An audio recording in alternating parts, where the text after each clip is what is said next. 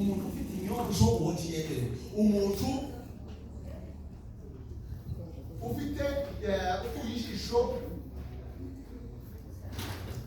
ufite ijisho ry'ubuturi uwo ntiyemere. Avuga ibintu byinshi muri izo ngizo, gusa zose yavuze ndavugamo ibintu bibiri gusa. Umuntu utemerewe ni umuntu urwaye ubuheri. Umuntu urwaye ubuheri mutiyemerewe kuba umutambyi. Nongere mvuge umuntu ubutara izuru, ufite izuru ributara, uwo nawe ntiyemerewe kuba umutambyi. Hanyuma dusoze uruheri. Uruheri zasobanuraga umuntu urwaye uruheri, zasobanuraga umuntu utagira gahunda. Umuntu utagira gahunda, uwo muntu aba arwaye uruheri. Baza mugenzi wawe ugasubira gahunda.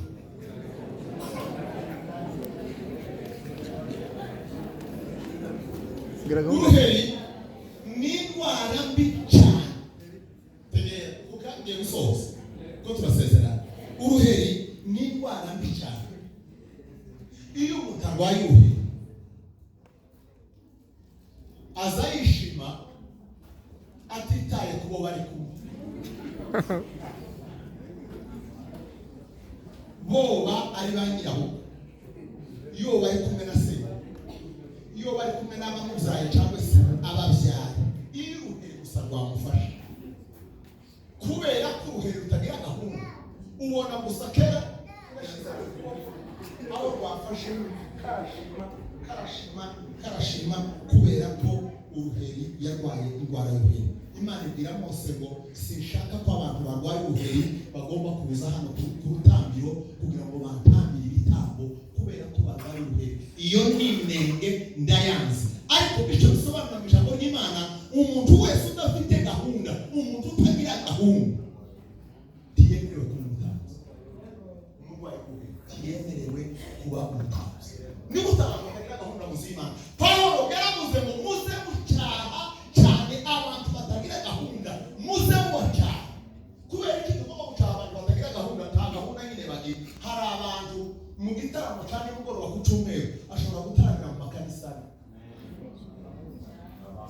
Abo bantu babaho barwaye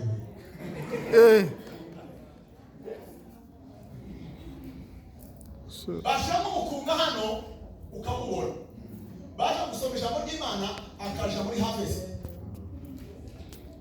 yasanga n'umukungu urimo akinshi, yasanga barikije muri agasohoka akaja hano muri wani, ugasanga kubera kubo utatagira gahunda. Imana nimusuzume neza, ibubwira Mose, mubwira bene Aroni ngo bene abo bantu batagira gahunda simbashaka, tibagomba gutambuka hano imbere ngo baze gukora umurimo w'Imana.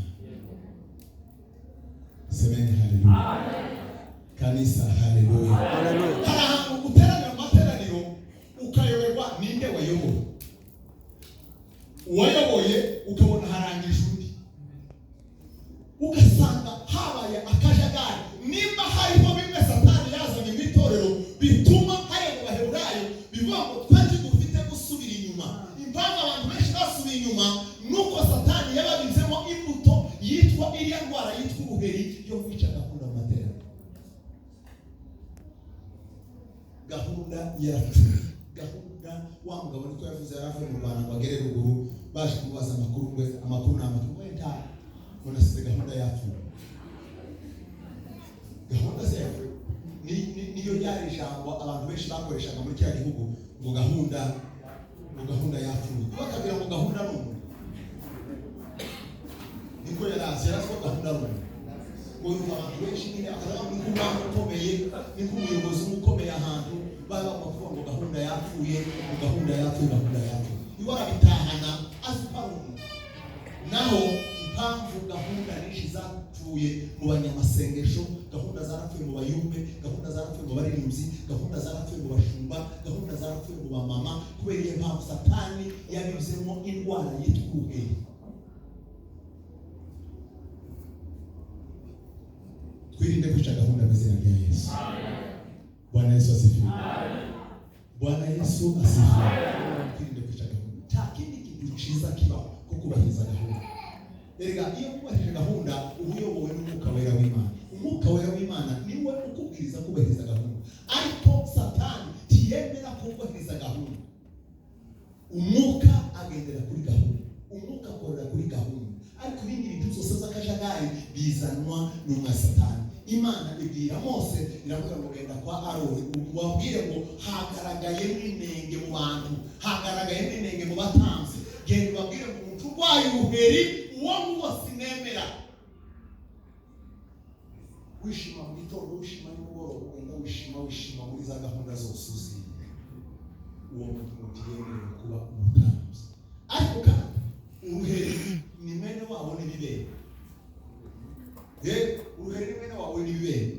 Namaze kurwara bya bibembe, nta kindi umutima wabonetse baramubwiye ngo genda gusa uje kwibira muri Yorodani. Semeni haleluya. Kanisa haleluya.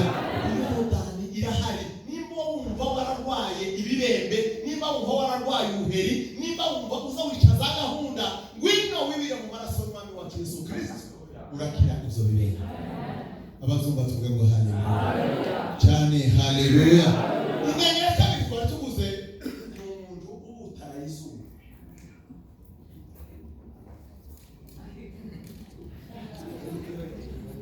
Umuntu ubutara izuba.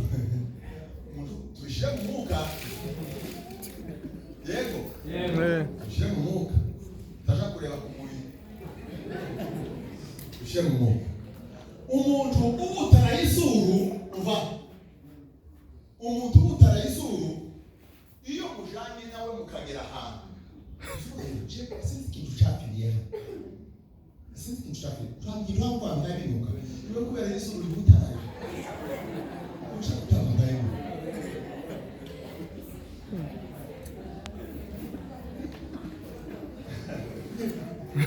Ngo turavuga. Ubwo ni mu buryo bw'umubiri. Ariko turaje kwiga mu buryo bw'umwuka muzungu. Shokora imbeba yapfiriye munsi y'akabati. Ko bahari ikintu yagikinuka ukiranuka cyane. Atije ndabaye. Kweli hemba izuru ryararyamye rika iriya myenge ihumurirwa n'abakicu. Bakubwiye sobanura mu buryo bw'umwuka. Umuntu ubutara izuru mu buryo bw'umwuka ni umuntu utakinukirwa n'icyaha. Nimba hari ikintu kinuka n'icyaha, icyaha kiranuka. Ariko kubera ko iyo abikora umunsi ku munsi cyaza biba kukinuka. Tanukirwa nacyo. Yumva we n'ibisanzwe. Imana igira Mose iramubwira ngo umuntu wenu wo ubutara y'izuru ntiyemerewe kuba umutanzi. Hariho umugabo wari ufite kampuni nziza cyane yari nshyashya. Bahamagara abantu baravuga ngo umuntu wese ukeneye akazi muri Rongai ejo mu gitondo hafunguwe kampuni hano iteye ubwoba kandi umushahara ku munsi umuntu atahana $1. Ku munsi $1. Nimumbwire kandi kigakeneye wize kigakeneye utarize takapurayinga nukuza gusa forere wiyandikishe umuntu wese yishyire mu kazi mu gitondo saa 2 nimugoroba saa 10 umuntu wese $1. Ninde muhungu ninde muntu usigara hano muri Rongai atagiye kwiyandikisha $1 ku munsi. Hanyuma ariko shiraho condition aravuga ngo ariko umuntu utemerera gusa kuja muri ako kazi ni umuntu witwa umukristo. Uwitwa umukristo we nta kazi ke kahari agende agumi wabo. Hanyuma abantu bose ngo bagira itamba. Ariko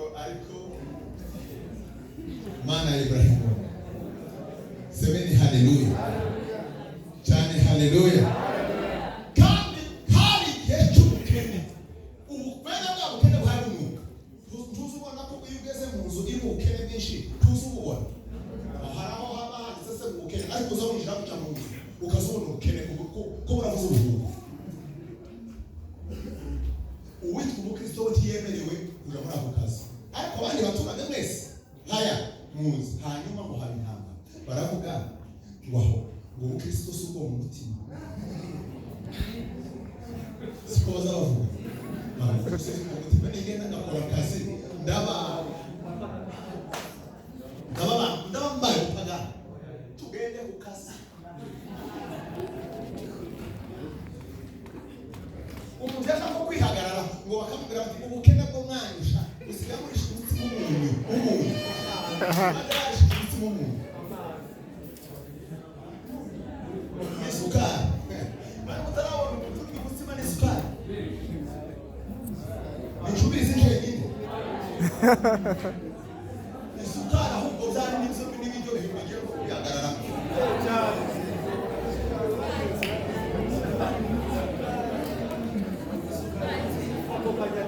umunyu ubuzima n'umunyu wakoze ukamanya ugakoza ku munyu.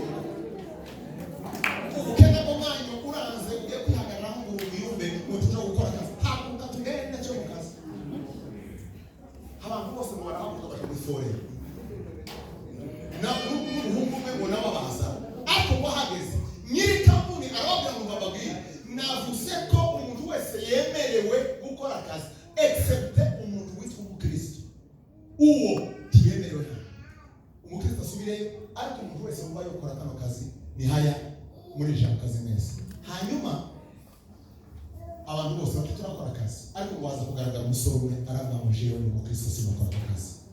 Uvuze ngo nta mukristo wokwinjira muri iyo kampuni bakora aravuga ngo jewe ako kazi ndataha yamayikura mu bandi aragenda ngo barabaza sasha wowe bigenze gute kubwiye ati jewe wavuze ngo utari umukristo ni ukora abakristo ntibakora jewe niwe ndatasha sinakora ako kazi. Hanyuma nyiri kampuni muziki arakoze aravuga ngo mwebwe mwese murakora bati twese turakora muzamura ibiganza nimufashe muzamura ibiganza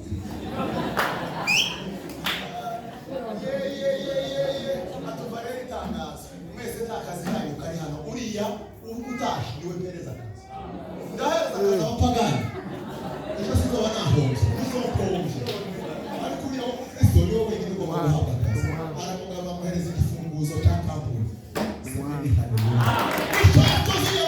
Yavuze ngo biranuka niwe wenyine wari ufite izuba ritabatara wenyine yarinukije gusa baravuga ngo baravuze ngo hataba kristo bahagera ngo yumva biranuka reka kubwire ibya satani biranuka ariko iby'Imana birahura. Ababyumva tuvuge ngo haleluya cyane haleluya. Iby'Imana birahura. Pastor bakuririmba hariho igitero tageze kuvuga ngo ahumura neza urushura rwose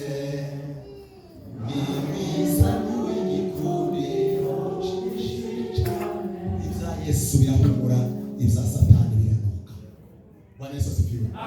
Urugero umugabo witwa Yosefu wagiriwe ishari na bene se. Igitabo kivuga ngo yanyuze mu makanzu atanu bamwambitse Yosefu.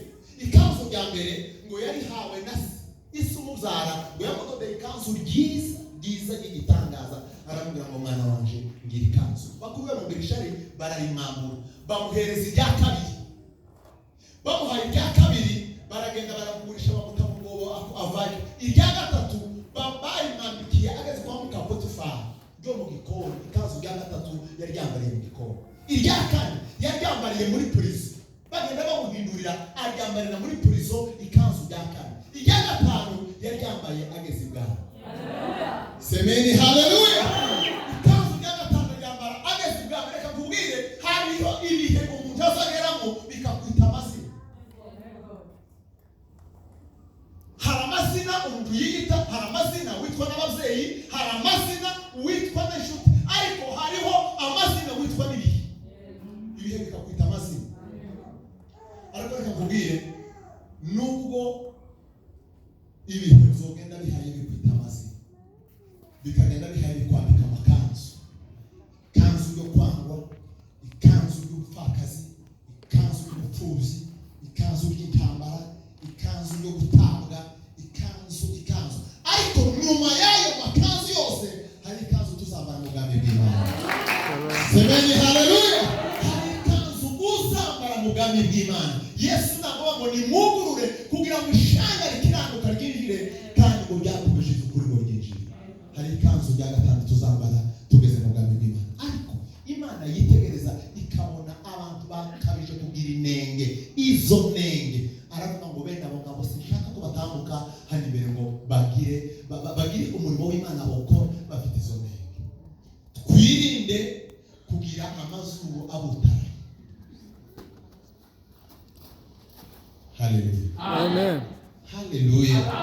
Mwumve ko ibya Satani zose biranuka, zose biranuka. Nusoza ukigera wumva kiranutse ugihunge, nikinuka ugihunge, nikinuka ugihunge, ukihunge ugihunge. Icyaka